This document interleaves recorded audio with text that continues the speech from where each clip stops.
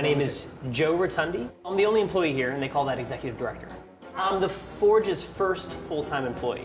A makerspace is basically a building with tools that attracts people to use those tools, and those people generate ideas.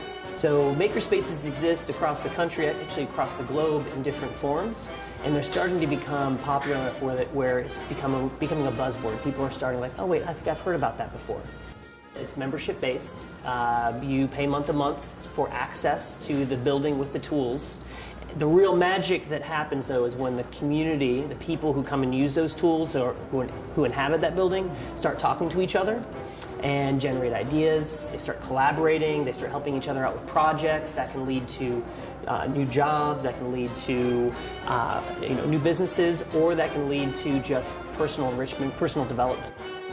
I'm a woodworker, so I joined the Forge to do woodworking. They have equipment that I don't have a small space. So I became a member just to use the equipment, and the community is beautiful. We have people that all walks of life. You have welders, you have people that are interested in machining. We have retired folks from Lorillard that do machining. Folks are always bouncing ideas off each other. We have the 3D printed, we have the sewing, if you look around. So it's this great space where people can make things with their hands. So we're a nonprofit. We're considered a member-owned nonprofit. So we have a board of 12 individuals. Like all boards do, they kind of steer the major strategy and vision of the organization. But because we're member-owned as well, members have a big say in what we do here. We put out member votes. They're very, very much involved in the culture of how this space evolves. 90% of the equipment here has also been donated. And if it's been donated in non-working condition, members have helped get it upfitted to where it's working.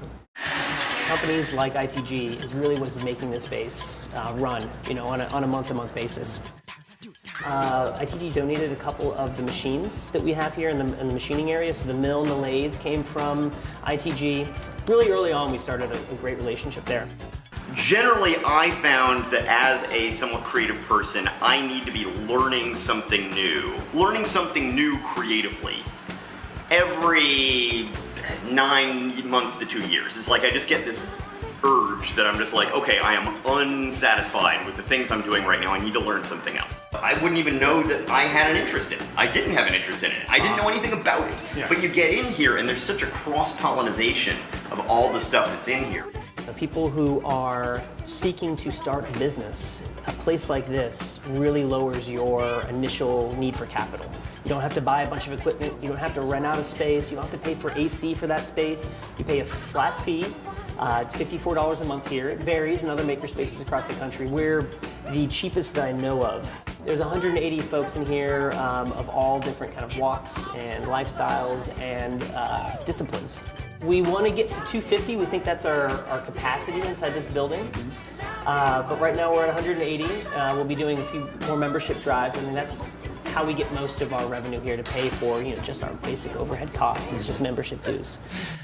Consider ITG's contribution the first contribution to a large impact campaign we're developing for the rest of the year, which is going to move us to hiring another employee that will allow us to expand our programs. So we'll be able to teach more classes. We'll be able to hold kind of entrepreneurial events. We'll be able to ramp up some of the activities that happen in this space that can again contribute to that culture, not just inside the space but in the surrounding community.